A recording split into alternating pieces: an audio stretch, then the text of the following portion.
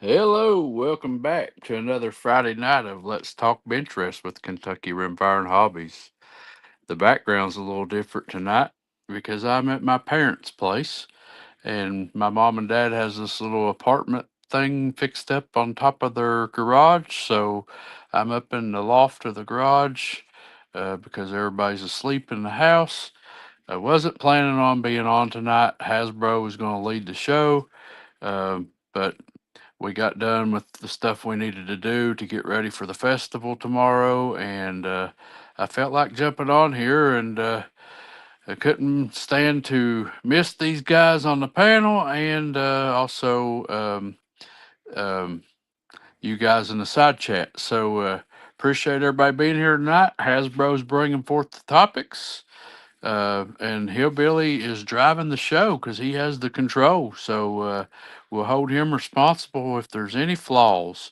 But we we played a new intro tonight, a new old intro. So I wasn't prepared for that. Kind of caught me off guard. But yeah, I kind of forgot we had that intro. But anyways, let's bring Hillbilly up first since he's driving the table, and we can go from there. Hey, buddy. All Uh, right. I yeah, keep I looked over and I'm like, darn, I don't remember which which intro. Yeah, so there's a short one and a long one, but that's all right. That's still a good intro. These people probably get tired of waiting a minute on an intro anyway. So Yeah, I knew you didn't want the one with the guns in it, and so I'm like, well, let's try this one. yeah, so uh, this layout that I'm in, I can't see who's in the back room or anything, so I'll just let you call them out one at a time. How about that? You betcha. Well, since uh, Hasbro's night to shine, let's go ahead and bring him out. Well, hey guys. Well, Go let's on, see. buddy. Are you there? Yeah, there you go. Yeah. Hey, I'm going to apologize ahead of time because I'm on Starlink tonight, remote in the RV. And if it cuts in and out, Hillbilly, you got the list of stuff. So does that guy over there. Anyway, we'll continue to have a show, but I'll do the best I can from where I'm at. But You it's know great why being he's with you guys tonight. you know why he's in an RV, don't you, Hillbilly? Is he in the doghouse? Well, he bought it. He, Probably. he he bought another new rifle today, so he's in hiding. Oh, man. Well, I'll tell you this real quick. This is a real quick story. I know a guy I used to work with, and he wanted to start playing golf with us, and he just got this old set of golf clubs, from his, at a yard sale. His wife's real tight, won't let him spend hardly any money, and so he went and bought him a new used set, and anyway, he come on with those, and his wife's like, "Where'd you get those at?" And he said, "Oh, it's so and so's. His wife won't let him buy them, so I'm hiding it over here for him." So every time he go play golf, he'd take his old set and then the newer set he bought. She never did find out those both were his set of clubs. Uh, That sounds like Well, Justin. That sounds like Justin Lowe when he walks in with a new rifle, and his wife says, "Where are you going with that?" Oh, I'm working on it for somebody. Well, most of the time he is. They're yours. Yeah. yep, no doubt about that. Well, up next, let's bring out J Delta 22NC. How you doing tonight, brother? I'm doing well. Hold on a second here. Hey, I'm doing well. So, how's everybody tonight? Doing fabulous. Thank you for inviting me tonight. I'm just ready to have fun. Glad to have you here. So, uh, Hillbilly, did you buy a new rifle today? Me? Yeah. No? Why? Well, Hasbro did. Oh, Yeah. And Jose did. I sure didn't. And somebody else in this panel tonight's got a new rifle. I think Steve from living in Southwest Virginia's got one too. Mhm. Well, dang. And and Justin couldn't be here tonight because of a death, and it's not. I guess it's not his family, but it's his hunting buddy's father passed away, so he's dealing with that tonight. But I did send him a message today. Our local FFL posted up a Mossberg 144 LSB, which is the same rifle that I traded to Nibs when I first met Nibs. And this one that this guy had was in pristine condition. And Justin's like, "You need to go buy that." And I was like, "I'm not even home." So Justin went and bought it. So there's Good three new man. rifles that Yeah. that's three new rifles we've learned of today. So And how about RImfire says he's got a new one and it's on its way. so how about in the side chat, if you got a new rifle, tell us about it. And also these panelists, as they come out, if they've made a new purchase that they need to come clean and tell us about, let's just go ahead and share that. Man, after this deal, I'm gonna write down everybody's name and I'm gonna tell my wife, like, it's not fair. All these guys got new rifles. Yeah. They're making Yeah, fun that'll of be. me. See? Oh yeah, that'll be pretty cool. Alrighty. Well, up next we got Mike from Minnesota Shooting Sports. Hey, Mike, how you doing tonight? I'm doing good, Hillbilly. How about yourself? Doing good. No, I ain't got nothing new for you, Chad. So, yeah, nothing new going on here. Just happy to be here. Probably here tonight. Again, it's been really warm here, unseasonably back up to almost 90 degrees today, with the same thing expected tomorrow. So, a full day at work is going to be rough again tomorrow. So, Wow.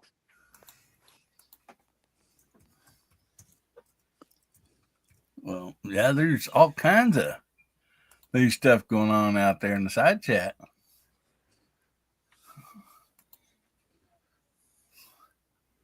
Yeah, they got one rifle sold, but got a pistol and a rifle. So I got a package in the mail today, and my wife called me on the phone, and she's like, "You got another package, and it's heavy. I'm getting tired of getting these heavy packages." She's like, "You must have ordered some more ammo," and I was like, "Hey, I didn't order anything." She's like, "You have a package," and I was like, "Who's it from?" She's like, "I don't know. I don't look at your stuff." And I said, "Well, would you go look?" And she's like, "I'm pretty sure it's ammo." I said, "I didn't order any ammo." Yeah. Yeah, Jamie from Georgia Shooting Connection made me some 35 Remington cast bullets with gas checks, and he sent me a box of bullets. Oh wow. So, Oh my goodness! Well, awesome. yeah, my wife texted me this morning that had a package and it's kind of similar. She's like, "It's heavy. I put it down on your loading bench, and after dinner here, she's like, "What was it?" I said, "Oh, it's just something for the Jeep." And the way she rolled her eyes, she kind of figured it was the same thing, And it wasn't. It's a cast iron, Rancho front diff cover, So, but I was going to say she another thought it case was of SK pistol match special. yeah, she thought it was more Yeah. ammo. So Yeah. Alrighty. Well, up next we got George from Southern Rifle. How you doing this evening, buddy? We should all be yelling out, George! George. Well, man, tell us about that new rifle you got, George. yeah. Can you even hear me? Yes, sir. Yes, we can hear you. He's buffering. Up storm to you a while ago and nobody even acknowledged my existence. Oh yeah, it wasn't coming through. Doggone it. We just seen you sitting there smiling. We Yeah, thought you was I happy. know. We thought you was Yeah. happy and all. Ah, Oh, that wasn't it. Mm. so you're not did you- happy? Yeah, Lord. You're not happy?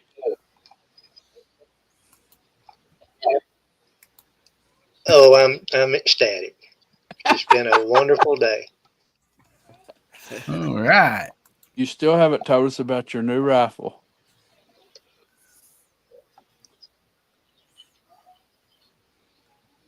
Which one? You're the man. Oh, You wow. win. Oh, wow. The newest. The newest, oldest. Yeah. The newest, the oldest, newest. Well, it ain't here yet. Another Ann Schultz. Oh. Oh, you're the man. No wonder I can't find him. Uh, Oh my goodness. I'm gonna corner the market on him. Yeah, but that man got one. Well, we got one more person still in the back room. Let's go ahead and bring him out. It's Steve from living in Southwest Virginia. Hello, I know, guys. I know he's got a new rifle. Yeah, but I've had it all week. It's not that new. It's broken down now. 2 days old. Yeah. No, I picked up that J.C. Higgins Model 30. I can't remember, it's Monday or Tuesday. That's awesome. So if It's y'all don't watch Steve and living in Southwest Virginia, he's starting a new series on his channel, and it's called Name That Rifle, because he brings home a new one about every week. Call him Nibs Jr. I wish. But I know. there probably will be another one next week. My brother picked up a new rifle the other day. So. Yep. And everybody says I do 22 rescue. Gotta know- do what you gotta do. I know Steve has a old Marlin I'd sure like to have. There's two of them on Gunbroker Hillbilly. Oh, yeah? Yeah. Well, I don't guess it's midnight yet, is it? Mhm. And neither one of them shoot a Gila for squat, hillbilly. So again, guys, I'm in a different setting tonight. I'm on my phone. I don't have the StreamYard controls like I normally do, so I can't see the side chat. Hillbilly's driving the show portion of it, and the topics tonight are being brought to us by Hasbro. So, Hasbro, what do you got for us tonight, buddy? Well, let me start it off. Hillbilly, if you'll get that click and that link in the side chat in case mine's buffering too bad, I'll have you show that video. So this live stream date is not a mistake. It is a live stream from about a year and a half. Well, not quite a year and a half ago, a little bit, year and a couple months. I did with Elliot from AR Guns, used to be, now it's AR Patriot 776. And if you guys don't know AR, you're missing something, because most of us that do live stream, at least a lot of us, started with him and Echo's Reloading Chamber, David White over in Echo. And it's been a lot of years ago, but I've appeared on many of his streams, and not as many in the last year as I like. I think maybe one or two in the last year, something like that, just because of my work and timing. But unfortunately, Elliot lost his life this last week. As I understand it, he was driving in his new restored Corvette he was so proud of, and somebody pulled out in front of a truck with a trailer. The trailer swerved to avoid it, and the trailer lost control and took Elliot's life. And Wow. he was just a good man. I mean, a good guy. I've talked to him many times. We've done a lot of things and tried to help a lot of people all the way. He was always one of the first to jump in and fundraise and different things. But he's been there for a long time, doing his own thing, his own way, and going to miss him dearly. So I thought we'd start by a little short video. I just made a little short tribute video, and I put it to Elvis type music, which is supposed to have been free, and it immediately got flagged by YouTube. But it didn't matter, because I wasn't monetizing in the first place, and that's the only thing they hit me for. So Hillbilly, if you wouldn't mind, play that video, and then we'll talk just a little bit about Elliot. You betcha.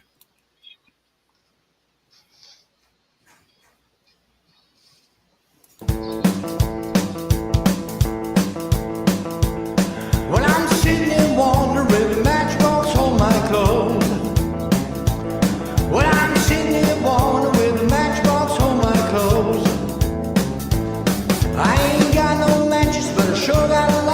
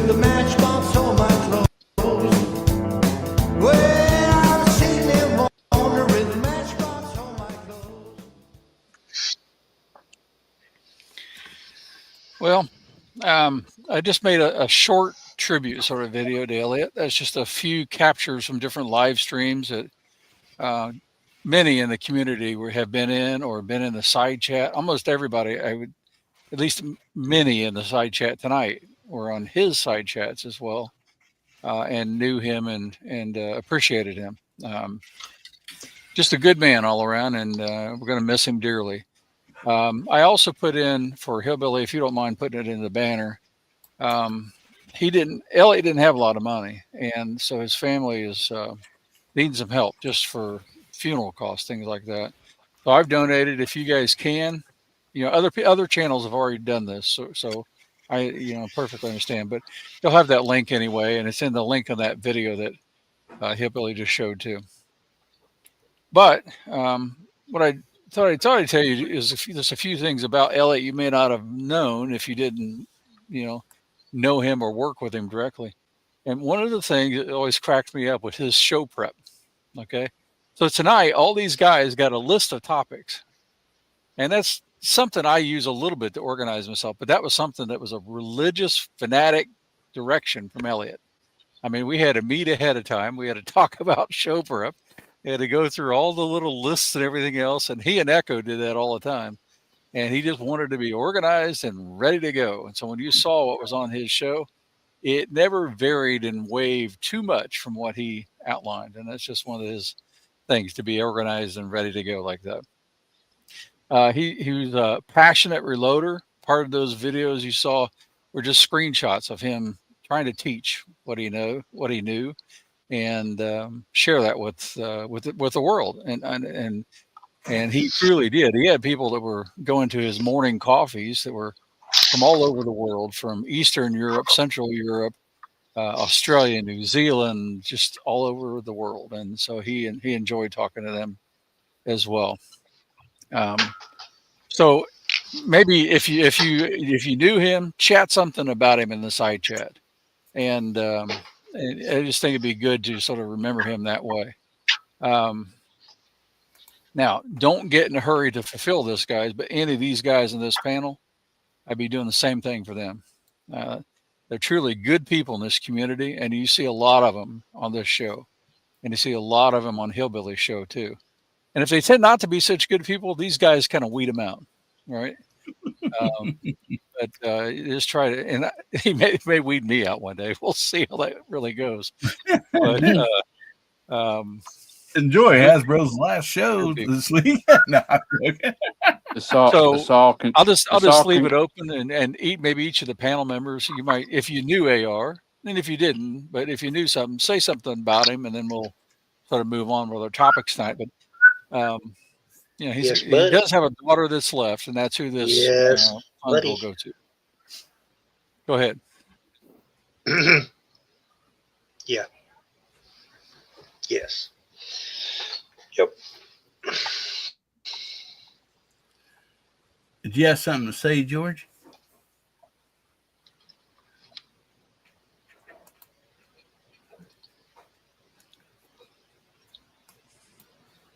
I don't reckon he did.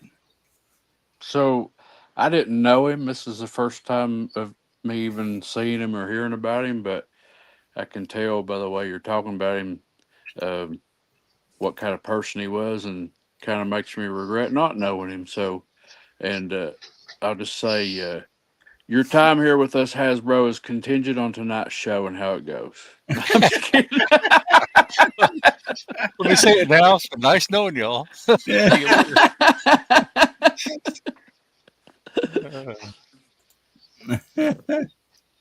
No, I'd never heard of him. Okay. I know, like you look at a lot of the big names, and you saw some of those in the pictures. I just grabbed random pictures, not even near all of his shows. But like Eagle Run 2-3, really big channel now. He started on talking on AR show, and he got him on there, and then went off, was doing his own thing and very successful at it. There's just a lot of people like that.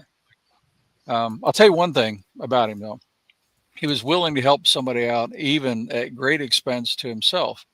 And this happened with Echo. And I hope you see this or you're listening tonight, because Echo got in some bad situations in Tennessee where he was basically accused and framed.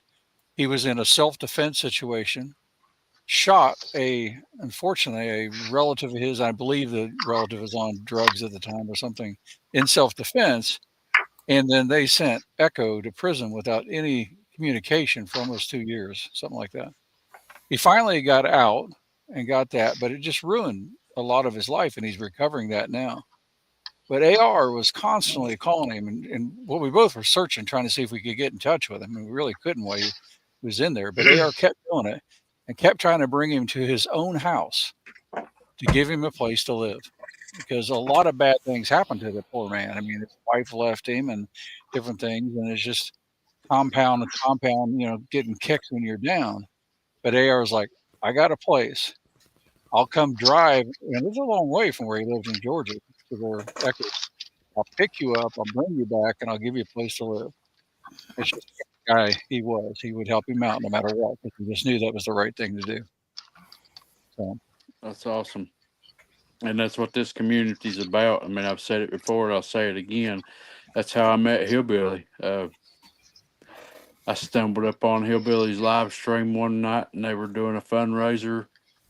And I was like, I want to be a part of this, And we become close friends. And that's what this community is about, whether it's your friend here or one of us here in the panel, like you said, we help each other out, and it blows my mind that the love we share, not just for the equal compassionate about firearms and 2A, but just taking care of one another.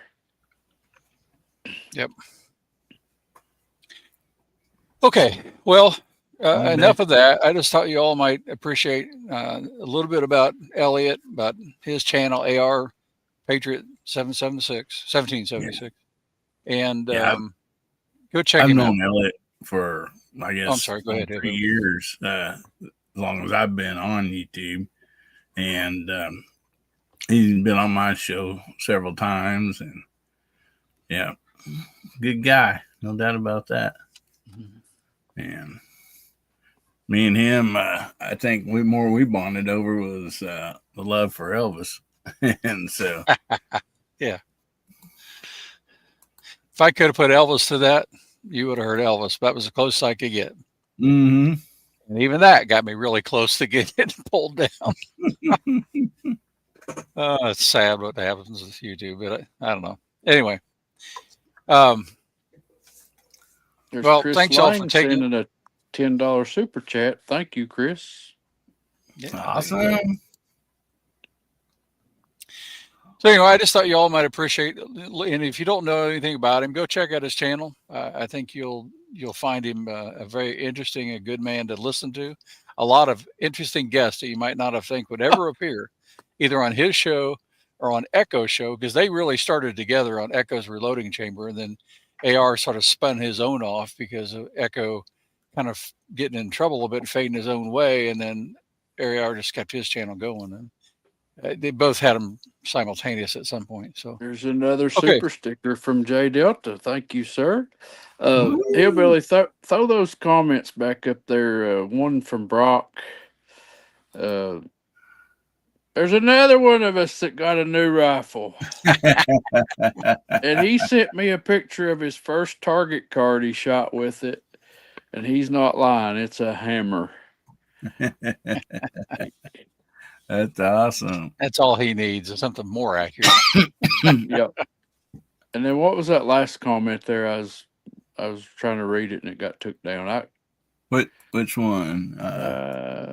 Somebody that was saying something to me over there. You check out who it is? Oh, no. Yeah. That was that live stream we did for Scotsman. That's where I came into this whole thing with Hillbilly. It was the Scotsman fundraiser. Well, that's who announced it. As a matter of fact, I was laying in this same room right here at my parents' house the night that I found that fundraiser. Right. Oh, really? Here. Right here. Yep. You sure Scotsman wasn't laying on the floor beside you? No. We know what you mean. Oh man. Yeah, actually tomorrow night will be show number 150. So Wow. That's awesome, Hillbilly. 60 some shows there.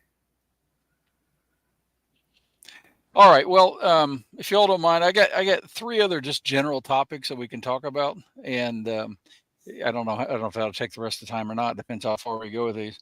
But I sort of broke them into categories. Favorites.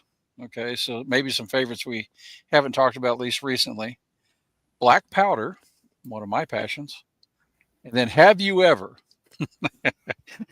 It's a bit open-ended, but I do have a list that keeps us from veering where we get banned on YouTube. But have you ever? Okay. So first on the favorites list, what are your favorite triggers for Benchrest shooting? First, rimfire. Second, centerfire.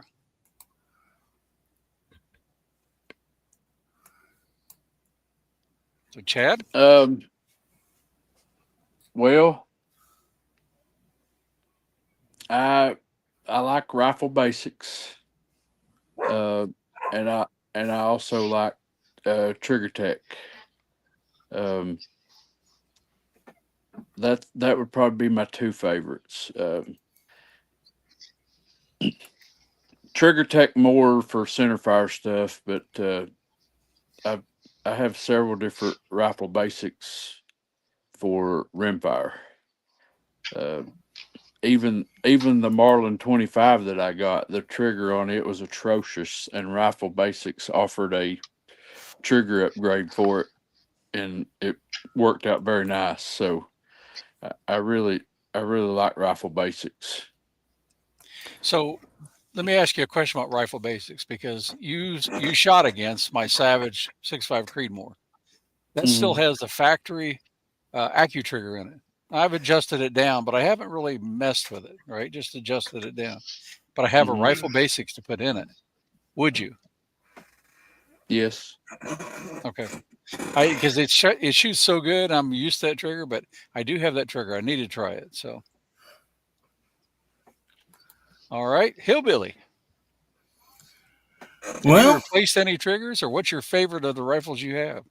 Well, I'll tell you what, most usually, got to rate them off high point, got a lot of high point triggers. I knew that was going to come up. And, and so for all you girls out there, I mean, all you got to do is just use this, and you ain't worry about those good triggers, You get by with this nice tacky trigger or whatever, Exercise that trigger finger and you're good to go. It's Hans and Franz. I'm going to pump you up. Well, I got these in like different weights, so like I'm worked up to like the heaviest weight now after seeing those high points for a long time. So, but nah, I've AccuTrigger is probably the only thing I got that is a decent trigger that's adjustable. And to me, I know you guys you got yours down to ounces, and I mean, I'll accidentally pull the trigger on an AccuTrigger, especially after getting off that high point or whatever. So, I mean, and I will agree with. I see some of the side chats coming in there. I wasn't even taking semi-autos into consideration, but Mike Moore says Kid for 1022, and I agree with that. Kid has a really good trigger. Yep. And then I know Boomsticks used a lot of jarred triggers. And I'm not biased. I'm not knocking any other brand. I know the ones that I've used. The only other aftermarket trigger I've ever had was a Timony, and that was in a Ruger RPR, and it was a good trigger too. But that's the only Timony trigger I've ever had. So,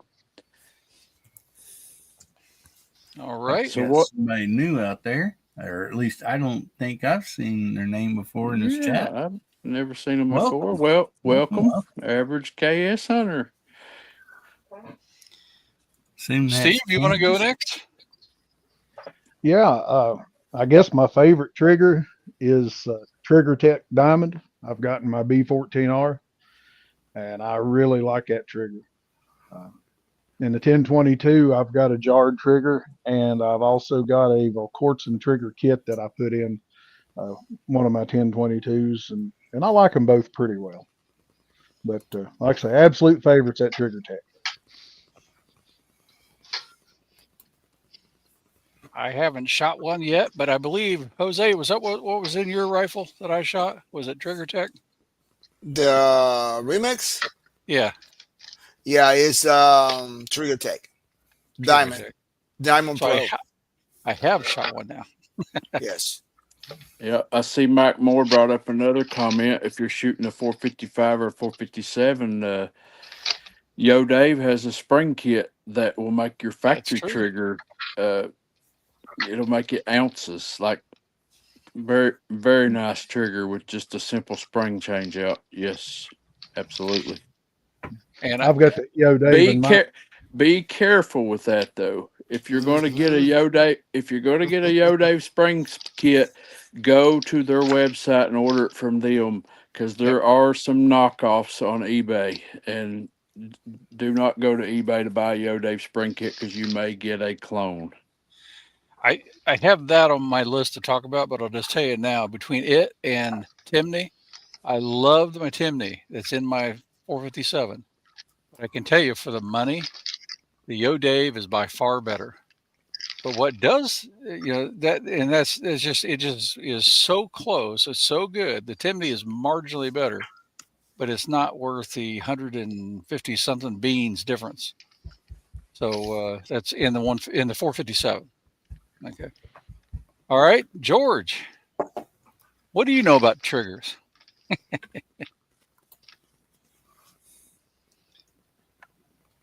I'm sorting through them. I got bags full of them, man. I got jewels, Look at that. I've got some that Fire Spindale made, some 3 levers.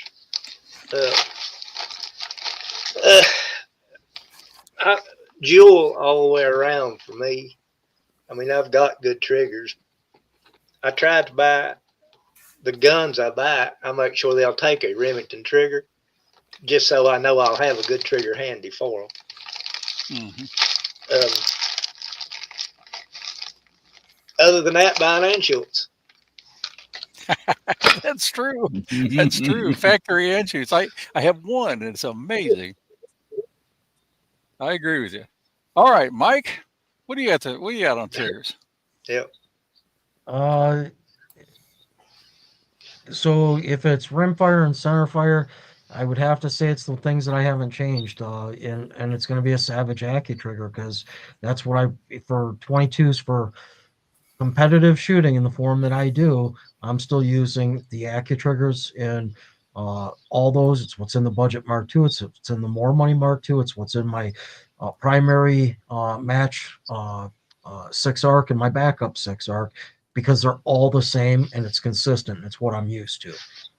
Something that nobody's mentioned yet is, and it got me thinking about it. I don't shoot that much of it anymore, but my arc that's in 6, or my 6 arc that's a gas gun, is the only thing that I've ever put anything in an AR platform, changed the trigger out from a mil spec style, and I really love the Rise armament that I put in that. So in an AR platform.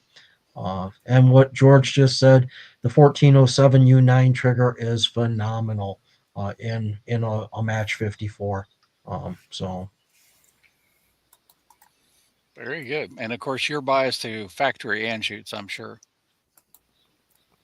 Yeah, that's mine's has the 1407 U9 trigger that is in my super match. So I was able to identify what trigger it is, and it's a 1407 rifle. It's the trigger that came in 1966 match 54s, and it's killer. Yeah, I wouldn't change a thing on the one I have, and you're right, it's amazing. Yeah. All right, Jose, I know you got a few good triggers. So for my centerfire, I like the Trigger Tech diamonds. I mean, that's what I got on my 6.5 Creedmoor. They're great triggers. For my 1022 kit, yep, I got a kit. I think it's a 6 ounces, the lowest I got. And then for my RImfires, I got Biggs and Andy. I mean, that trigger is amazing. It came with one of my voodoos, and I think that's what I'm going to buy the next time. Amazing trigger, breaks every single time. It's a single stage. I like in single stage, and I like the I got Timneys and I got Diamond Pro on the remix. So I like all those triggers, and I had a jar in one of my triggers. So, and then this rifle coming in, it has a 4.4 ounces from factory. So on the amp shoots, it's a 2-stage. So Good night, Brock. Don't work too hard. Thanks for jumping in. I don't think I'm touching it. The one that comes from factory, I leave it alone. So I know Later, it's going to brother. be good. It has the 5861 trigger there, I think. It goes Very as cool. slow as 2.2 ounces, though. But I'm not Wow, going to mess with that's it. good. So, yeah, I'm not going to mess with it. That's RImfire Dave territory right there. Yeah. So in the side chat, let's go this route. Can I say something real quick first? While everybody's talking, I want to check out Average KC Hunter's channel, and I want to put the link out here to it. You got some nice Benchrest videos, shooting a Bergara and stuff, several of those, and then some Ruger 1022. So, Cool. Well, looks again, like he's just kind welcome. of starting out. So, guys, go over and check out his channel. Yeah. Yeah, he had a comment Absolutely. there a minute ago that he really likes the Jard in his 457, and you guys have mentioned Jard too. That's one I have not tried yet, and it and Diamond Tech would be probably on my list to try next. But all right, anything else, Jay Delta? Yeah, I was going to say that Yard triggers, Yard, they're there are no frills triggers. There's nothing fancy about them. They're flat black, but amazing. The spring in those triggers are pretty good. For the price, it's worth looking at it. So what I was going to say about a different direction was the trigger market is flooded. There's so many different options out there for triggers, different brands and spring kits, and if you've got a trigger that you were dissatisfied with, share it in the side chat and let us know, because most aftermarket triggers that I've ever tried, I like them. They're an improvement. Are they apples to apples? It would take some extensive testing to figure that part out, but most of them are an improvement. But if you've gotten a trigger that you just would not recommend anybody getting one, share it in the side chat. Let us know. All right, let me give you my list because it starts with one like Chad was talking about here. So for the Mark II, whether you have one screw or two, I'll tell you, do not get the Apache trigger upgrade. And you see a lot of buzz on the internet about this, and you're going to get totally ripped off. From a guy in Canada, this is my opinion, so you can take it for what it's worth. $97 for a tiny little ball bearing and a spring that you can find yourself. $97 is what you didn't get a trigger. You didn't get anything else. You got a spring and a tiny little ball bearing. I've never felt so ripped off. Well, maybe not in my whole life, and it didn't make that big a difference. It wasn't worth it. So a lot of people you'll see on the internet, oh, they're swearing by it. Well, they probably don't have enough triggers to know better. So that's one that's not been a good view for me. Chimney in my 457, like I say, is amazing, but the Yo Dave is so close. Yo Dave is by far the better deal. Just when you put it in, there's some grease and certain things you need to do. I've got a video on that, but other people do too. Just follow those kind of things, you'll be fine. Jewel, George, I'm 100% with you. I've got a Remington 700 5R mil spec that I shot F class with for a while, and I put a Jewel in that, which bumped me out of the category. But it's an amazing trigger. It's the best trigger, bar none, that I own, and I have some pretty good triggers, but maybe not quite as nice as some of these guys. But I have some Yep. pretty good triggers, and that Jewel is amazing. 1022, hands down, the kid trigger first, and the kid 2-stage. I got the 8 ounce version of what Jay Delta's talking about. It's exactly the same trigger. They just set it for you at 6 ounce, 6 ounce. They actually do a 4 ounce, 4 ounce.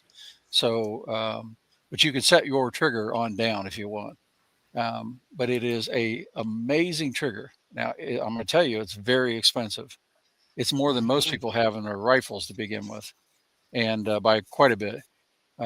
So, will I get another one? I don't know, because they make a upgrade. It's a single stage upgrade that you can put into your BX trigger, and it's pretty nice. It's not as light, doesn't have the 2-stage, but the contest that Chad has seen me shoot in and win is the single stage kit upgrade.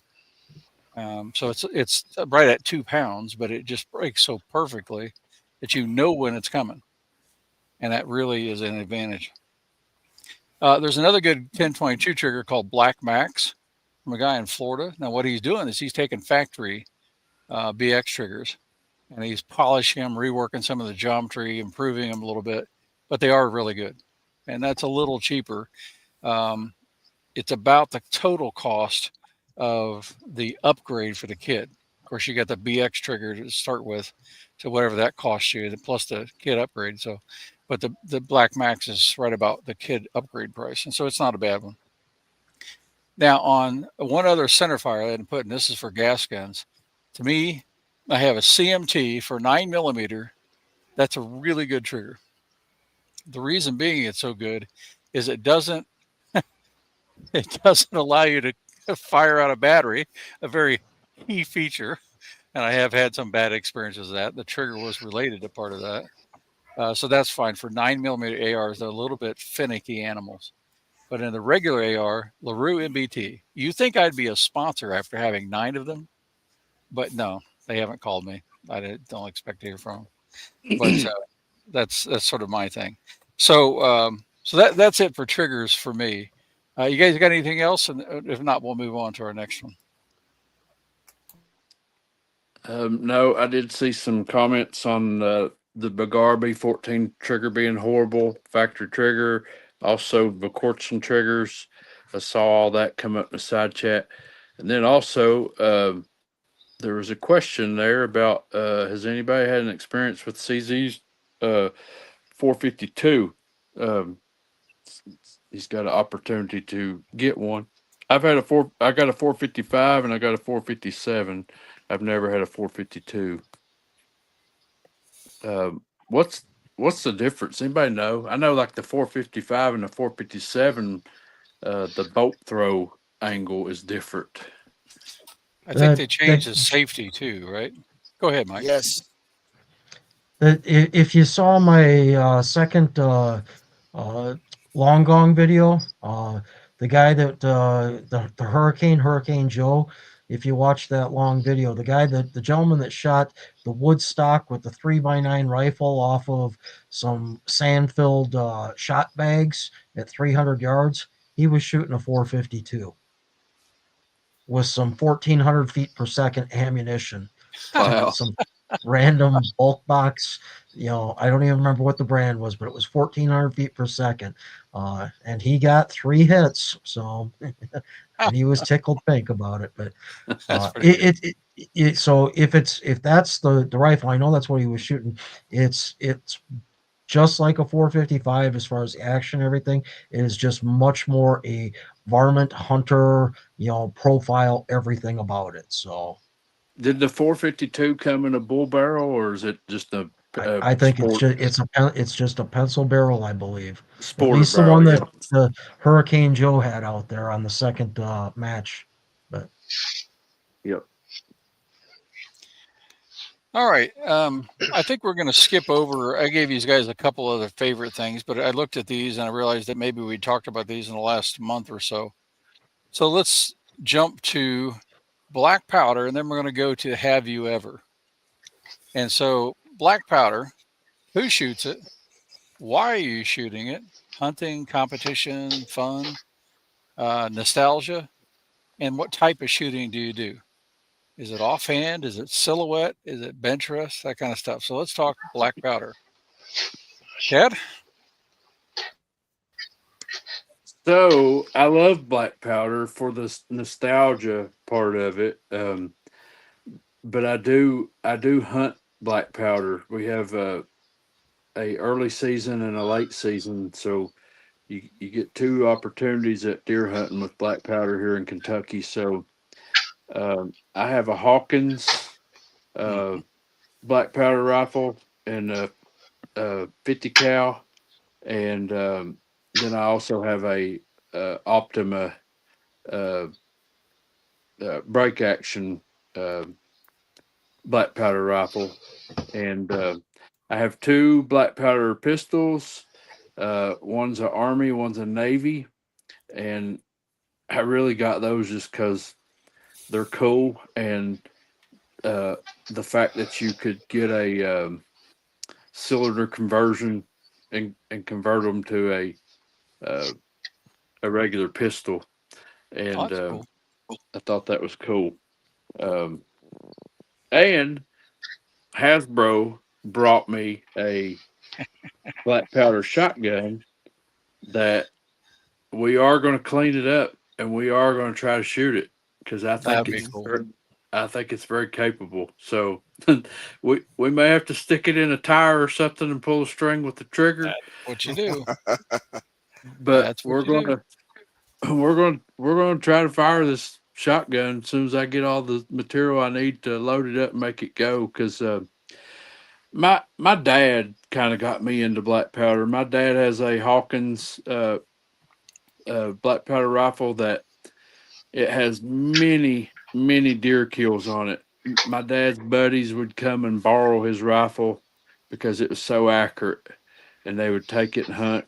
And there's been deer after deer after deer killed with that rifle. My dad got into hunting with black powder so much that he started making his own black powder with charcoal, and Oh, that's cool. and so That's hard I too, have, by the way. yep. So I have black powder that my dad made. Um, it is a it's not as powerful as your new black powder that you would buy. It's definitely a lighter charge. But that's what you want in those older guns like that shotgun.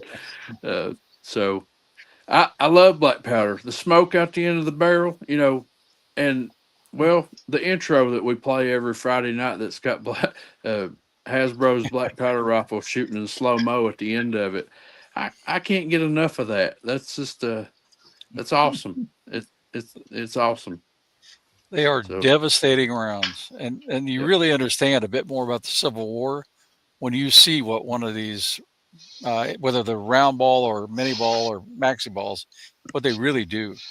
The energy they deliver, and that video is sort of a small snippet of that. But you mentioned a Hawken. Years ago, a friend of mine had a CVA and 50 cal Hawken, and I engraved it like crazy for him. Every little, I didn't add metal, but every little bit of metal he had, I engraved for him. Had like a deer jumping over a rock and different things like that. But I was hunting with him up in Michigan, and I saw him. I was maybe 75, 80 yards away from where the deer was that he shot. We were sort of crossing fire area. And when he hit that thing with a 50 cal soft lead round ball, I've never seen a cleaner kill in my life. That doe, he shot a doe, jumped up in the air, rotated over in her back, and landed and didn't even twitch. I mean, she was dead and done. And that round ball completely expanded. It was just a big flat disc. It held together, but it dumped all of its energy, and that deer went down. Yep. And I'm telling you what, it's amazing to see. All right, So, Hillbilly, how about you? Oh, I'm sorry. Go ahead, Chad. You and I just talked about that the other day. That Thompson Center bought Green Yeah. Mountain barrels, and that was one of their decision makers in their purchase was they wanted to bring back that uh, Hawkins style rifle, and they're planning on bringing that back, and yeah, that's one of the reasons they purchased Green Mountain barrels because Green Mountain already had the barrel making process in place for them, and the startup cost of making their own barrel making facility was it didn't make sense. So I would go to say it's more like a partnership than it was a buyout. So, anyways, yeah, hillbilly, go on, black powder. Oh, You got my a high dad. high point black powder. Yeah. Say no. That's an abomination. Yeah, my dad, he's into black powder some. He had a flint rock pistol and stuff, and so growing up, I shot some of those, and then the only one I ever had is I ended up trading and getting is a Hawkins 50 caliber, and because I'd never shot deer with a black powder rifle, and so anyway, I finally got my first deer with that, and then it wasn't, I don't know, next year or something. Another buddy of mine, he was wanting to get into it, so I ended up trading it to him, for I don't even remember what but yeah, I did have one, and I enjoyed shooting it. A lot of cleaning with those things, but Now you yeah, say that, and the only thing I shoot in any of mine, although I have a 1 pound jar of a black powder substitute to test. I just haven't got to it yet this year, but I only shoot pure black powder. I don't shoot any modern powder out of any of mine, and it's one, it's what they're made for, but two, it's very accurate with the original powders, especially Swiss powders, Swiss brand powders. But Chad will relate to this, just like Good Morning Vietnam. It's good to smell napalm in the morning. I love the smell of sulfur in the morning. That's what you get with the real stuff. It's awesome.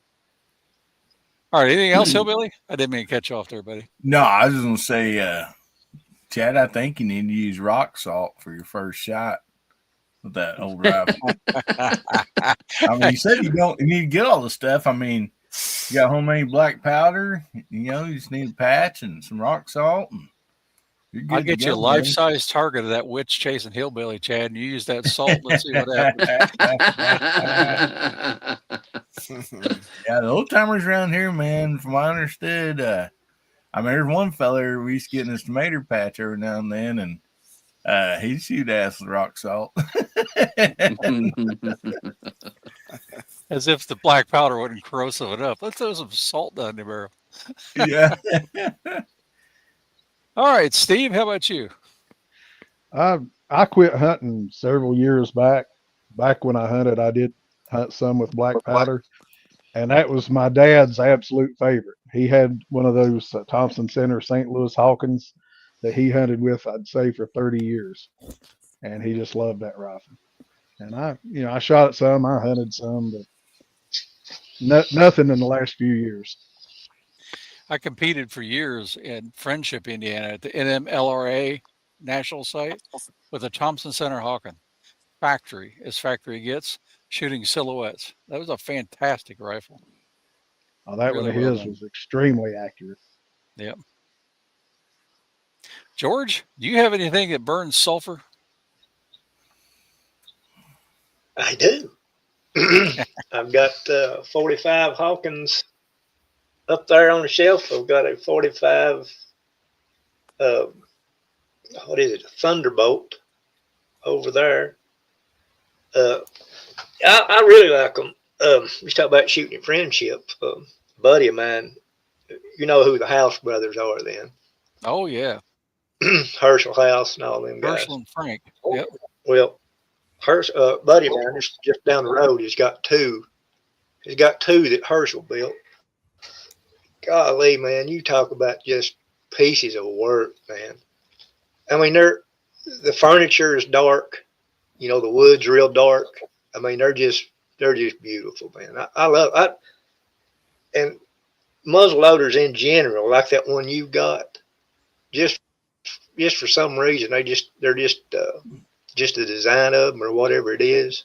They're just beautiful pieces. Mm-hmm. Yeah, I met Herschel a couple different times at Friendship and the Gunmakers Hall and for some lectureships and stuff. Um, really humble, just down to earth guy. Would tell you anything he knows. And he was a man that just self Yeah, taught, and he would just basically get some scrap iron and start building his own furniture and doing everything. He was something else. there was some good. I think Herschel House. I think even YouTube still got some videos of him They do. showing around his place, and yeah, They do. anybody's interested, go watch that stuff. It's just really interesting, or it is to me anyway. And that's the days that man got between 10 and 20,000 beans for rifles because he built them one at a time, Right. individual, and didn't cut corners. And they would shoot. And if they didn't shoot, you didn't get them. Good man. That's right. Boom Well, says if you suppress your rifle, is that censoring your rifle's freedom of speech? No, it just says what it's got to say quieter. Boom. it's just like his underwear. They got suppressed. It still gets the point across. It's indoor voice. Mike, how about you? I have zero experience with any form of black powder. I've never fired one, so I'll pass. Hillbilly, where's the eject button? You got one? Wait a minute. Well, Ha- you get have- one of those for your long gone. Wait, Yeah, that'd wait be a cool. minute. Have we even piqued an interest? We've got them. We have the kids shoot them in our firearm safety class. I've had the opportunities. I'm not interested for whatever He reason. needs to shoot a flintlock. You saw what happened to Elijah. Yeah, it's the and granted, I shouldn't base it off of this. And here's the simple reason why I'm not interested. We run, usually a class of 30 kids through, and we've got two different muzzle loaders. One's, and I don't know enough. One's where they're putting the powder down it and doing the whole 9 yards, and one's where you feed it a pellet from the back and stuff, so they see the different actions. And I don't know anything about it, so I don't ever deal with that stage. What I do know is how long it takes to, if you let the kids, even all of them, shoot one shot of each of it, how long it takes to clean those damn things out afterwards, or how much effort we put into cleaning them. That's why I stopped shooting ARs, because I don't like cleaning guns, so I don't want to Yep. bring something home that's a pain in the butt to clean anymore. So There's that's why methods I'm to the not madness, interested. but it is nothing like modern powders. That's for sure. Yeah. Like Yeah. when I Yeah. shoot them, I shoot what's called moose milk, which is water soluble machinist oil, a little Dawn soap, and water. And I use that to clean, but also I use it on my patches as a lube. And I'll shoot 5 to 7 rounds in competition and not have any accuracy drop. Most guys are out there cleaning every other shot or every shot. It's just crazy. But you're thinking, okay, 5 rounds, you clean. If I'm not in competition, I can still shoot accurately and just keep going. I'll probably be at 15 rounds if I have to clean. But on the cleaning, hot soapy water. Your job is easy and fast, and it cleans fast. But it is more effort, without a doubt. You're right, Mike. Yeah, And it's the hot water part for us because we don't have it. In the out winter. at the post.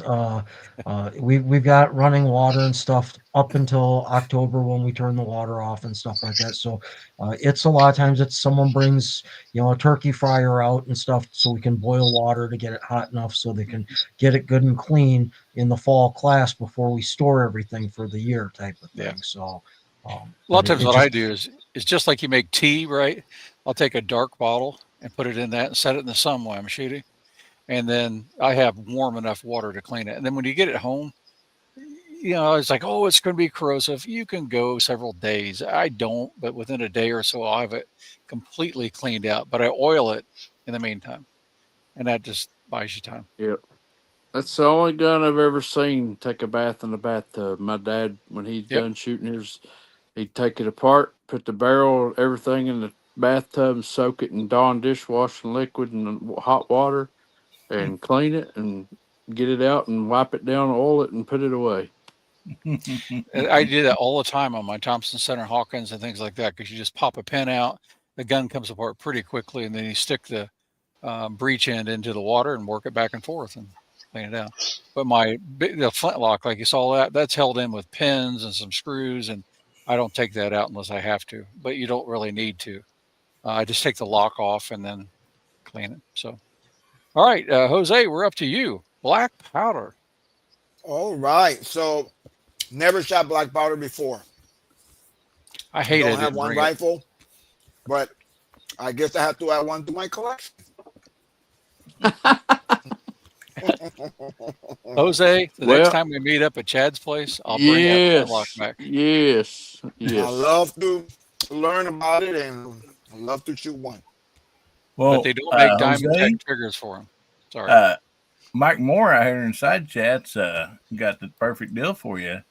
They still got the Woodbury School open, the Herschel House, and it says Mike says you can go there and learn to build your own rifle and knife and things that Herschel made. That's pretty nice. Yep. Yeah, that sounds really cool. Make yourself an heirloom. That's what I've done. And if you take your time, you can do the work. It's not that hard. You just got to take your time, and you truly make an heirloom to hand down through your family. So, yeah, that's something I want to do. I want to make one. I want to buy one of those. I want to buy one of those kits and just put it together. Two places I go to. Well, three. Pecatonica River. That's who I bought my first stock from. Hibbler is a relatively new one to me. They've been out for a while, but they're making really good stuff. And then it used to be Getz, and what is it? It's flintlocks.com. I'm forgetting the family name that did it. I used to know the man that started. But anyway, they're very high-end stuff to get. So what's that? I'm trying to remember the guy's name. I'm sorry, folks, but I'll come up with it here in a minute. Is it Keebler? Hibbler. Now that's the guys that are out now that are making the majority of them. But there's a guy that used to sell only Getz, and he still sells the highest end things. I'll look it up while we're talking here, but I'll come back with that one. Well, so what we're on about it though, Jose, you get you black powder rifle, pistol, and a cannon, and have it all shipped right to your front door. That's almost true. Believe it or not, the government in the Biden area and all that stuff really was in the Obama era. They started making them sell the barrels separate from everything else. They can't ship you an entire rifle kit anymore. It's the dumbest thing. It's like you can't take with anything and put them together. Chambers. That's what I was trying to think of. Jim Chambers. He said cannon, but that is cool. Like we have a shoot at our club. We have a shoot at our club every year, and one of the guys that's our club member, he brings a cannon and sets it up, and he loads it, and he puts steel wool in it for the shot, and they'll set that cannon off to open up the show, and you talk about a fireball. I mean, it's I bet. Well, what's really funny about that is like the last administration's like, it's not like you can buy a cannon or something. It's like, you can. It's still legal. It was legal then. Yeah. All right. You can easily make them too. So this actually, and I figured it might happen this way, leads into the next topic: is have you ever built your own rifle? And when I say built, I don't mean an AR that you assemble. Not that that's not built. A lot of people don't count that building. I still do, because you choose and you put things together and you got to do things right. But it's more or less a puzzle, right? You just put it together. But have you ever built your own rifle, stocked your own rifle, chambered your own barrel, breached your own barrel, which you do in the muzzleloader, drilled your own touch hole, or tapped for the percussion drums and things like that? Chad? I have not. The closest I ever got to building my own rifle, I bought a bunch of parts and then all of a sudden I traded those parts, and it became a turbo. It just happened, didn't it? All right, hillbilly. High points don't count. No, I don't reckon I've ever built one. Other than a wooden one when I was little, but I guess that's about it. All right. I'd I like figured to, this though. may go around pretty fast. Steve? I have not built a rifle. I've assembled a few parts like you were talking about a minute ago, but I've never built a rifle. And I still count that, like I say, because some of my ARs that I put together are more accurate than almost anything you can buy. But it's because I'm picky on what I buy, but it's not so much exactly how I put it together, So I've George? assembled some ARs Oh, and sorry. 1022s. Yeah. That man right there, he's built a rifle or two. I know he has. Yeah, George.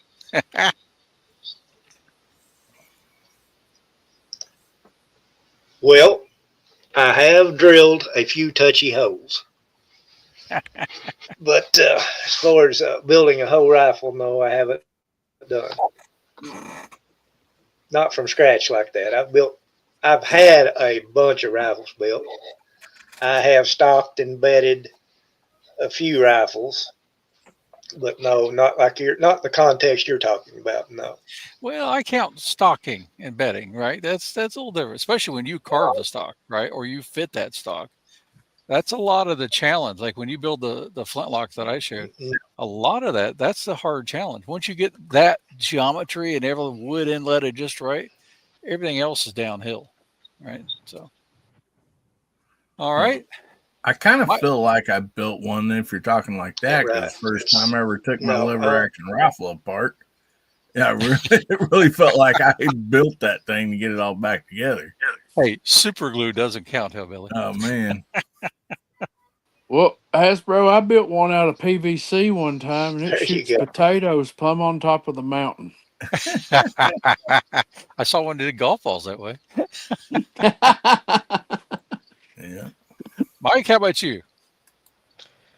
Again, it comes down to your definition of built. And, if a bunch of women can take a trip in a phallus-shaped spaceship and then come back down from, space and they're all astronauts, and yeah, I built a lot of rifles. He's still thinking about these women too much. There you go, buddy. Oh, that's No. a good one. I haven't. And if my guy ever gets the time freed up to help me with that barrel and reaming it and doing all that, that'll be my first, I guess, true build that I'll do. And I've decided that, when he can dedicate the time on his lathe and stuff, I'll take the time off of work if I need to. I want to be in the shop with him, and I kind of want to turn the wheels and do stuff and whatever, just because I want to see it firsthand. So that's sort of me. My bucket list item when I retire is to get a one of these Precision Matthews 1440, I think it is, lathes, just to do my own barrel work. Like I know what to do, I know how to do it, but I don't have the equipment to do it, and I want to. It'll never pay itself off, so that'd probably be the limiting factor. But Jose, how about you? Build a computer. Does that count? That does count. Yeah. No. No, I have never built the full rifle to the extent of, I have put CC together, the chassis, or the action, the barrel, and that's easy to do. The trigger, that kind of thing. But no, never built one. All right, very good. So in mine, I just tell you guys quickly, I think I've said this before, I don't know if it was on this show or not, but my building started at age 10, and my father got into black powder, and he wanted me to get into black powder, so he bought me a kit called a New Orleans Ace. And this wasn't a kit like it should have been, right? You think the hammer would be ready to go? Nope. I had to file it, smooth it, and case harden it. Okay. A 10-year-old had to learn about case hardening. And then we had to get the equipment and figure out how to do that and all that stuff. So that was fun. And then you had to shape and carve just a block into a handle. And when I thought I was done, my father kept saying, "You're not done." And I'm glad he pushed me, because now I look at that handle going, man, that thing's really nice. And he just kept pushing me until it was truly right. It's not that hard, but to get the shapes and the curvature and make it fit, took some work. Well, Later on in life, then I got no, into building my own. Go ahead, Hillbill. I was going to say, Boom's got a comment out there for you. Says, I was told building an AR is like building a model. So I decided to build one. It wouldn't function at all. I think I used the wrong glue. It's Hillbilly's Book of Repair, line 1. So I say real quickly, later on in life, I decided, hey, I'm going to build my own rifle completely. And so I did. I bought a Green Mountain barrel, right? And started there. And the reason I started there is I went to several local shoots, and I was watching who was winning. And I kind of watched that. So I got a Davis lock, Davis triggers, double set triggers, by the way, Green Mountain barrel, and then a Pecatonica partially pre-carved stock. It wasn't inlet all the way, just partially. You had to do a lot of the work, but it saved me some time. So I learned how to inlet and do all this stuff, and then I ended up doing a apprenticeship with a master engraver and learned how to engrave. And then from then it was just downhill. So kept building. So anyway, that's kind of fun stuff there. All right, so one other point on building yourself. I'll tell you, I learned this especially in engraving, but when you do your own stock work and stuff, learning how to recover from your mistakes is the biggest thing you'll do. You're going to make mistakes, and you're going to go, man, I just ruined a $700 piece of wood. And you can get into high dollar wood when you build these things, or barrels or inlays or whatever. And I've been stuck on a rifle now that I have to get finished, but it's like, I made a mistake. I know how to fix it, but it's not easy. And it's on an inlay. So I could just dig the inlay out. But for you guys that know about inlays, they used to put them all in with brass screws or steel screws. And the steel screws would rust out, and then your inlays would pop out. Well, that's not a good thing. So I decided to put them in with bedding compound on the back, and I rough it up, and then I put in brass screws. And when they're sterling silver, I make my own screws and stakes and drive them in and then file them flush. So when they're done, you can't find them, and they're never coming out. Well, that's the kind of thing, right? You make a little engraving mistake, and you can't always hide your engraving mistakes well, and that's where I'm stuck. But I know what to do. I just got to figure it out and get it done. All right, so that's saying recovering from mistakes. So the last thing I got for you guys tonight, and let's see how we are on time. Yeah, that'd be about right. So we're all into shooting. A lot of us into rimfire, competitive shooting, centerfire, competitive shooting. Some just into fun, right? Target shooting, hunting, things like that. But what other hobbies do you do? Chad? Your rimfire and hobbies. What's the hobbies? Well, I don't do it anymore. I still own some. I haven't done it in a long time, but model airplanes.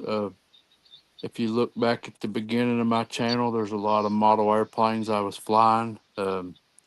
Camera gear's not that great. Videos are not that great, but it's something I always wanted to do as a kid.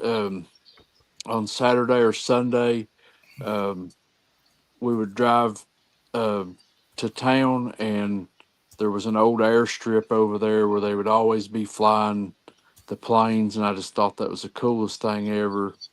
And I was an adult before I ever got the opportunity to get into it, and when I did get into it, just like any other hobby, I got into it head over heels. There was there was one point I had 60 some model airplanes in my basement.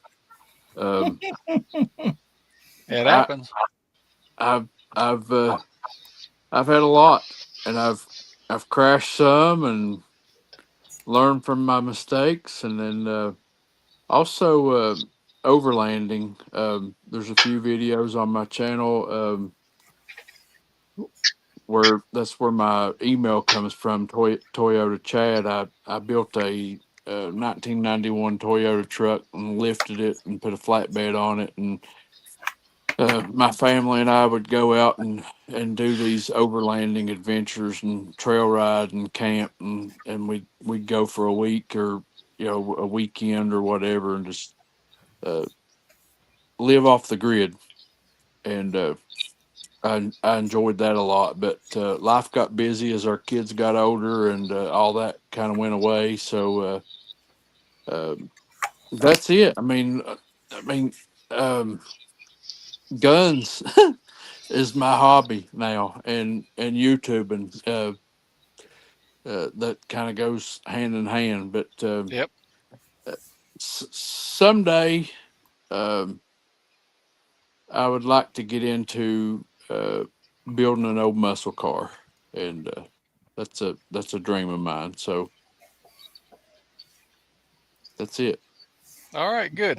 Hillbilly, thank you for doing that. I totally forgot about shout outs. So if y'all type in Benchrest in the side chat, Hillbilly's going to call you out, and I appreciate that. Then when we're done with that, let's pick back up. And I'm sorry, I meant to start at the bottom this time and go up. So we'll jump down to J Delta, and then we'll come back up. So, so type in Benchrest, please. Alrighty. See, first up out there we have J Delta 22NC. Throwing out there, see, we also have Alaska One Andy out there. We got Crusty Underwear. I wonder who that could be. We also got Ronald Eastman. Hasbro. Living in Southwest Virginia. We got John Taylor out there coming in with Benchrest.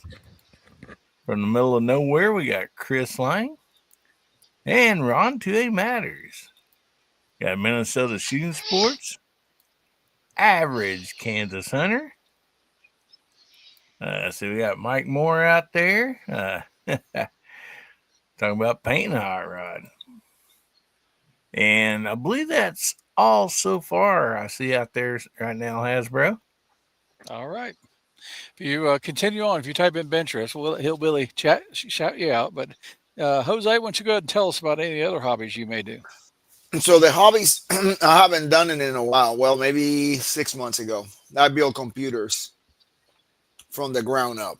I mean, just the case, the CPU, memory, board, and put the operating system and all that good stuff. So that's about the only hobby I got now. You could relate, mainly of how old I am. But Yeah. my first computer that I totally built, well, I had a Commodore VIC-20, then went to a Commodore 64. I graduated college and I built an 8086 was the king at the time. I got an 808010 and built it up. And when I say build it up, you got a motherboard with sockets, and that was it. And you got chips with pins, not sockets. You had to keep from bending them and line them all. I built the entire motherboard, put this thing together. It was the fastest computer, so I took it to work and used it. But yeah, I know what you mean.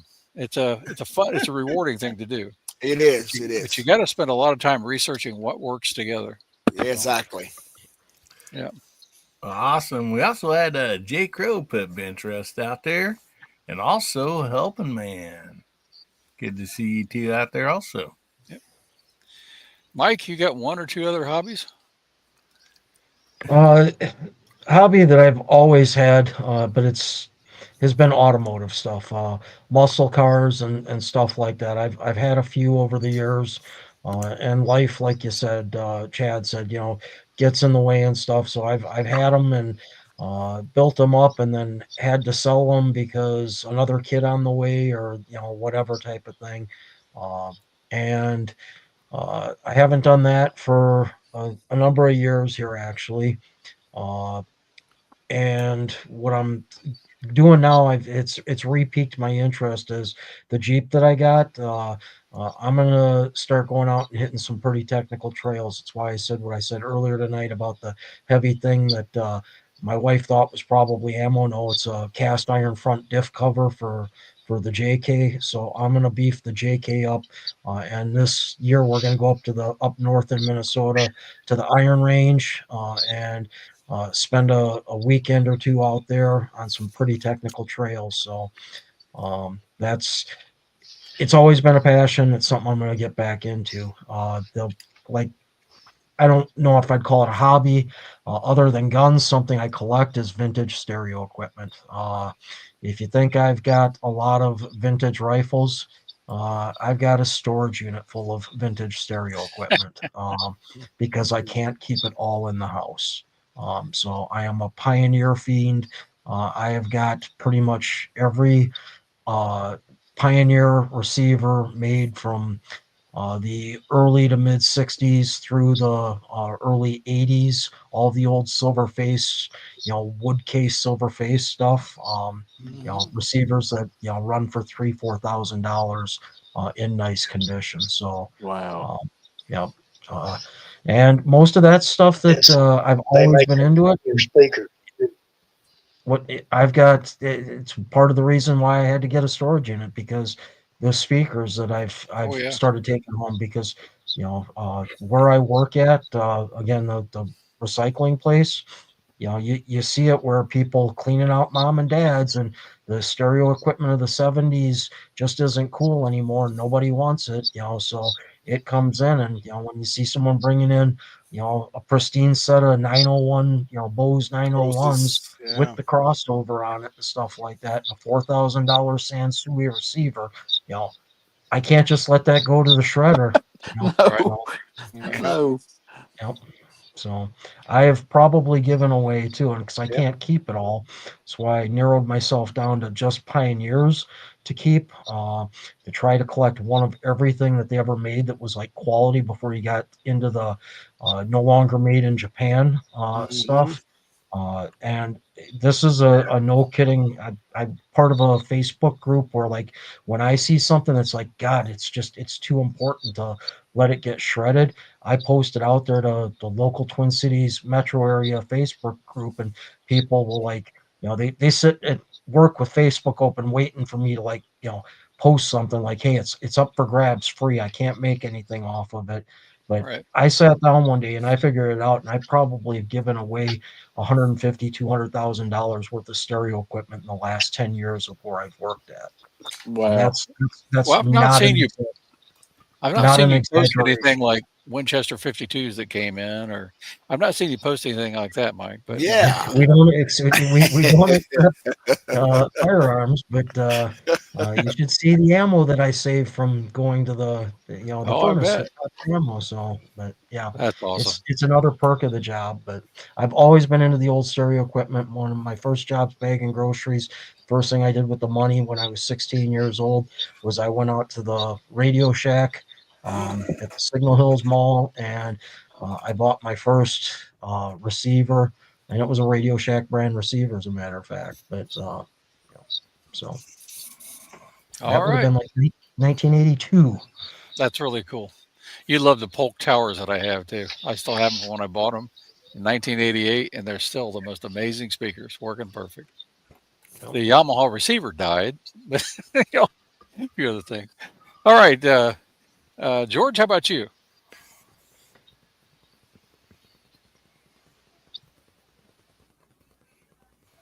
I had my younger years, it was all hot rods, C10s, small block Chevys, but last 30 years, it's been nothing but guns. All right, fair enough. Steve, you do anything else? Not as much as I used to. I used to do a lot of fishing. Enjoyed that a lot. His And I gun, also built some his computers back in the day. his guns cut into the fishing. That's exactly right. Yeah, yeah. If you Uh, got, yeah, decide if you're going to go to the range or if you're going to go to the river. Most of the time, the range wins. that's Yeah, right. there you go. It might Yeah, be cheaper to go to the river, but maybe not. Mm. you look at the price of lures, you'd be Oh probably man, surprised. Yeah, but yeah, used to build some computers, and kind of as a hobby, I do a lot of troubleshooting for friends and people I work with that have problems with them and bring them in and work on them. And then I'm an avid reader. I have been since I was about 10 years old, and I do reading regularly. Very cool. Very cool. Hillbilly, why don't you go ahead? Oh man. First of all, since Mike was talking about stereo equipment, I also have had quite a bit of it in my lifetime, but I still do. I still have, of course, my wife made me put them, they're stored in the back corner of the closet, but the old big Bose 3-sided home speakers that would literally rattle the windows out of your house. But as far as speakers, I was a big Bose fan, but that was back in the day. Man, I've had so many hobbies. Mainly, man, fishing and hunting was always just a gimme, around here. Always, fished and hunted and loved every bit of it. Camping, the whole 9 yards. Um, Racing, building cars, trucks. I mean, I haven't raced in a few years. But I mean, I still have a racing motor that I built, sitting small block, sitting out there in the corner of my shop up on the stand, and other motors and stuff. Yeah, I just, always been in that. And I mean, like, we built our race cars, like, we literally, most everything was fabricated. We built the roll cage, the dashes, pretty much everything. And so I love fabricating, working with metal. Of course, I like wood too. My only downfall with wood is the sanding part. I'd rather grind metal than sand wood. And so, um, but man, it's just been endless. Golf, paintball. I mean, yeah, that's one of those deals. It's sad when you got $1 set of golf clubs, in the corner of the closet you don't use anymore, and $1 paintball guns and all that. Um, but yeah, it's just mainly the hobbies lately. For the last few years, just basically been a lot of gun stuff. But I like farming, farm animals and all that. Horses is an expensive hobby. I don't do that anymore, but Smart man. yeah, thoroughbreds, everything from thoroughbreds to barrel racing, horses, and just my favorite was Missouri Foxtrotters. They're built for the country and the hills, and road just smooth as a Cadillac, and you can take them up and down any hill through the mountains, and brush and trees that, places that literally nothing else could go, 4-wheelers, Jeeps, nothing, And so it was always nice doing that. I've even hunted off horses before. So, it's just great hobby, but it's way more expensive than guns. That's for sure. Oh, yeah. Well, I'll go through mine really quick because we're about out of time tonight, but it's going to be really fast. But I'm at end where I was going to begin, and that was RC aircraft, and Chad knows that. I not only flew them, but I designed them, and that was a fun thing. I designed them and to be CNC and laser cut and go together like a jigsaw puzzle, including these 3D aircraft, because I hate all the hand work you have to do to fit. I want everything snapped together and be perfectly aligned and never worry about it just fly. So I did that for a long time. Raced RC cars when I was out in California working for Apple. And that was one. You ever see, what was his name? White, what's his first name? The comedian.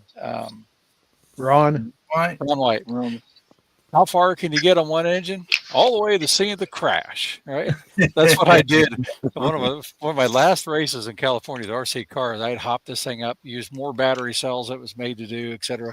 And you go around this big track indoors, and I take this massive jump over the start finish line, and just as soon as that thing took off, it caught on fire. It burnt the wiring up, and you can see this perfect smoke trail all the way to the scene of the crash and a big fireball. So that kind of ended my racing career because that was pretty expensive. But I'm a pilot, although I don't fly. I don't fly now just because of the expense of it. The company I was working for paid for me to fly the plane, so that was cool. So I did that, RC, building rifles, fishing, hunting, travel. Just it goes on, and golf, and just like hillbilly, it's like it goes on and on. So lots of other things, but right now my main thing I just enjoy is YouTubing and shooting related to that. Really shooting first, and YouTubing is just trying to share my passions and diverse topics. You'll see my channel doesn't follow particularly one path. It's just what I like to do. And if you like that, that's great. All right. So I think we should probably start to close it out. Chad, back to you now, this way. You want to close this out? Yeah, well, just thanks for the topics tonight, man. The show went really well. I think a lot of good discussion. I mainly got on here tonight just to make sure you didn't turn my show into a BB gun show, and we were successful. I'm You just could kidding. have. I'm just kidding. So chasing women is an expensive hobby. Yes, sir, it is. I quit that a long time ago. Uh, um. Anyways, yeah, good show tonight. Good topics. Um. Again, guys, remember the GoFundMe if you got a giving heart at all. This family's in need with some funeral expenses. Please go over there and check that out and help out if you can. Um, he was a member of this 2A community. Even though I don't know him, I feel like I do now. Just what little bit we've heard about him tonight. So and so, anyways, we'll go around the room and see what everybody's got coming up real quick. Um, Next week we should be back to normal. I should be back at home. So, but I'm going to try to get some deer hunting in coming up here. I was telling the guys earlier, I went up to put a camera out this morning. Actually, I might have told this on the Minnesota or Georgia Shooting Connection. Before I left home this morning, I got a new trail camera, and I told my wife, I said, I'm going to go up and put this trail camera out in my hunting spot, and then I'm leaving and going to mom and dad's. I walk up to my hunting spot. I'm 100 yards out from my blind, and I walk up on two 8-point bucks sparring each other, and I'm standing there with not a weapon in hand. Not a weapon. So instead of putting a trail camera out this morning, I should have been hunting. But that's okay. I've not been seeing any bucks in my hunting spot, and I found out firsthand this morning they are there.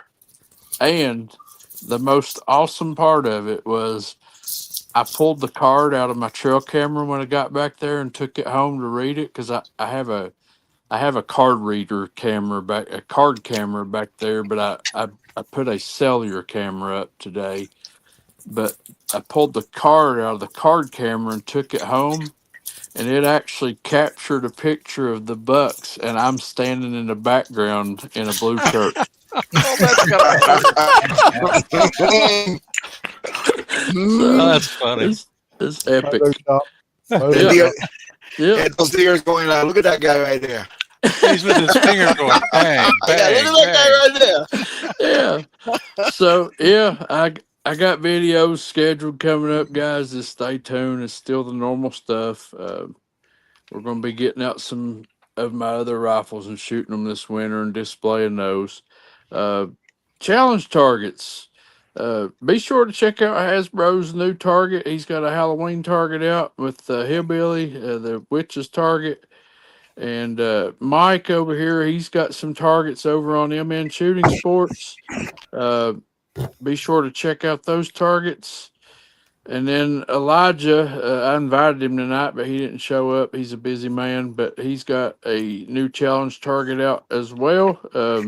And you could win a scope if you got a vintage rifle and a vintage scope to shoot, and you can shoot the best groups. You stand a chance at getting put into a drawing for a new Hilux Unerdal clone scope. And so go check out dayattherange.com too. I'm sure several of us in this room right here is going to be shooting that challenge. So let's go down to the bottom. Mike, what you got coming up, buddy? I don't. I've got something that's ready to release, but I've kind of changed my mind. I'm not going to release the video. I'm going to go out Sunday and shoot a couple more videos.